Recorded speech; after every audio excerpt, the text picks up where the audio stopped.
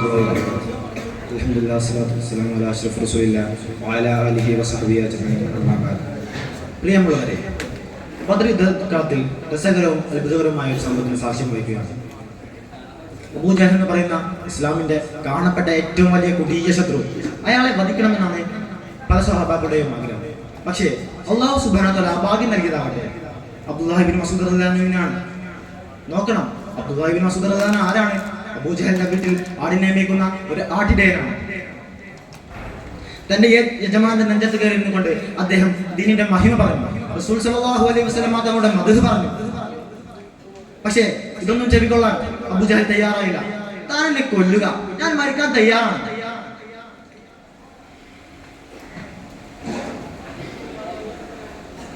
ഏറ്റവും കൗതുകകരമായ കാര്യം എന്താണെന്ന് വെച്ചാൽ അബൂജഹലിന്റെ മരണവസിയത്താണ്.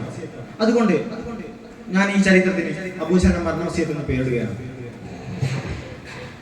കേളേണ്ടാത്തോളരുരാൾ വേളുമ്പട് ജാഹിലുടെന്നാളമ്പ രണ്ട് മൊഴിയായി കേമിത്ത് നീ പറക നാമൂത്തിടുന്ന പണി ഹാമിത്ത് ഹാമിദവരിൽ കൂളൂറ്റിയൻ പകയിൽ നാളൊക്കെയും വഹബിൻ മോൾ പെറ്റ മൈന്ദനവനാ കൂശാതെ ഇക്കുവലെ പേശാതിരിക്കരുതിനെ സാധാറുത്ത് തലെ നീ കേളേണ്ടാത്തോളരുരാൾ വേളുമ്പട് ജാഹിലുടെന്നാളമ്പ രണ്ട് മൊഴിയായി കേമിത്ത് നീ പറക നാമൂത്തിടുന്ന പണി ഹാമിത്ത് ഹാമിദവരിൽ.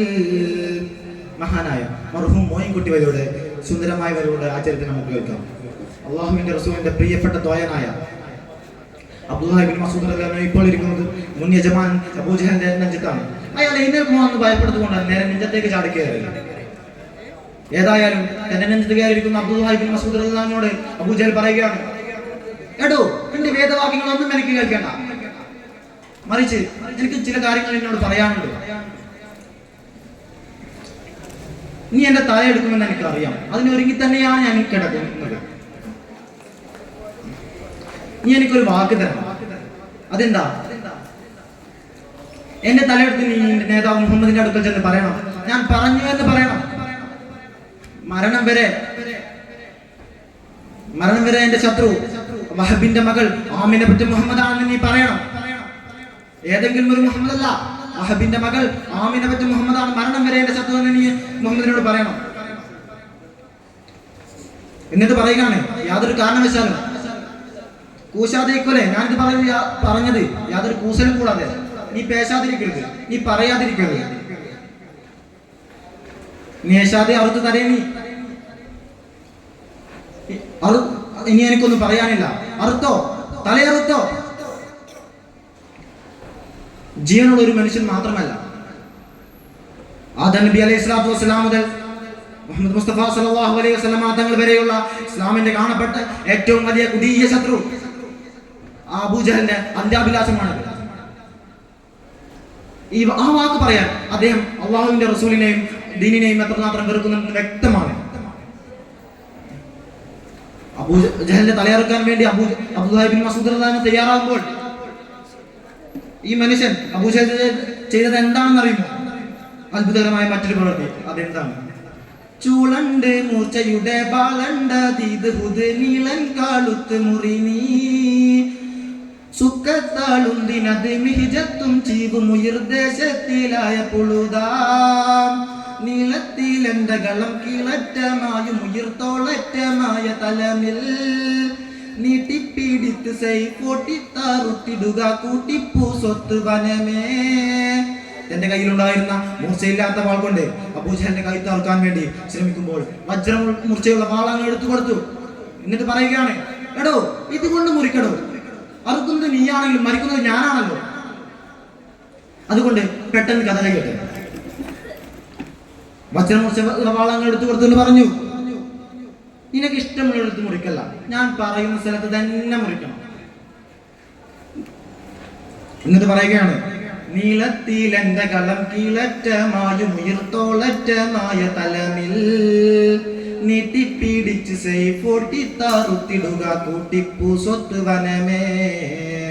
അത്ഭുതപ്പെടുത്തിക്കൊണ്ട് അബൂജഹൽ പറയുന്നു, ശരീരത്തിൽ നിന്ന് എന്റെ ശിരസ് മുറിച്ചു കഴിഞ്ഞാൽ എന്റെ കഴുത്ത് കുറച്ച് നീളം ഉണ്ടാകണം, അതിന് കീഴക്കമായും ഉയർത്തോളറ്റമായ തലം.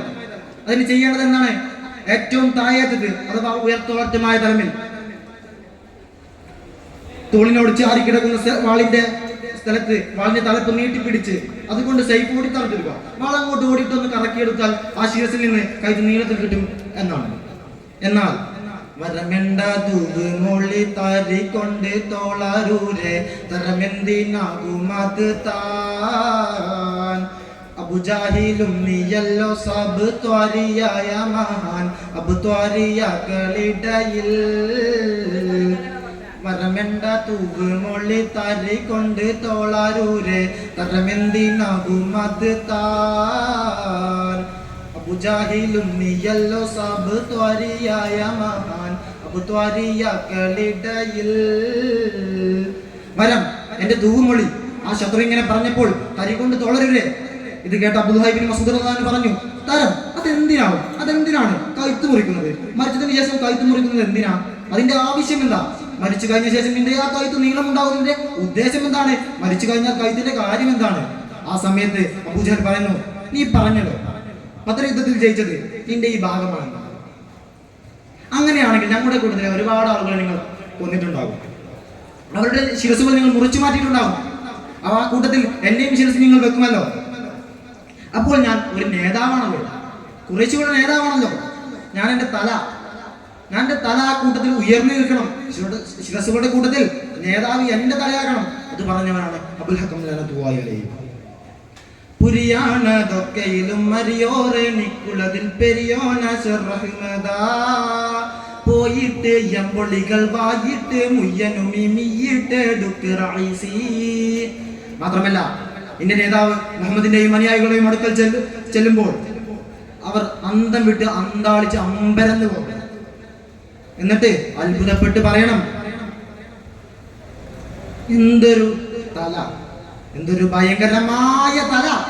വീണ്ടും പറയുന്നു, പുരിയാണതൊക്കെയിലും മരിയോറെ നിക്കുള്ളതിൽ പെരിയോന റഹ്മദാ പോയിട്ട് എമ്പൊളികൾ വായിട്ട് മുയ്യനുമി മീയിട്ട് ഡുക്റൈസി. അങ്ങനെ എന്റെ കാഴ്ചപ്പാടിൽ, അബൂജഹലിന്റെ കാഴ്ചപ്പാടിൽ, ലോക മനുഷ്യർക്ക് ചെറായി ഭാവിച്ചിട്ടുള്ള ആ മുഹമ്മദിന്റെ അടുത്തേക്ക് എന്റെ തല കൊണ്ടുപോകുമ്പോൾ ഞാൻ നേരത്തെ പറഞ്ഞ വസിയത്തുണ്ടല്ലോ, അത് നീ മറക്കരുത്. അപ്പോൾ മസൂദ് റളിയല്ലാഹു അൻഹു ചെയ്തത് എന്താണെന്ന് അറിയുമോ? അരികൾ താരിത്തുടനെ തിരുടക്കാരുത്തനുടെ തിരുസൈഫെടുത്ത് കത്തുവാൽ അയലായ കോനൗനയിലേന തോലപ്പമര് അഴുതുറ്റ നാളുമടവേ. അങ്ങനെ ഇസ്ലാമിന്റെ ആ വലിയ ശത്രുവിന്റെ ശിരസ് മസൂദ് റളിയല്ലാഹു അൻഹു ബദറിൽ വെച്ച് മുറിച്ചെടുക്കുകയാണ്. ഇത്രയും പറഞ്ഞുകൊണ്ട് ഞാൻ എൻ്റെ വാക്കുകൾക്ക് ഉപസംഹരിക്കുന്നു. അസ്സലാമു അലൈക്കും.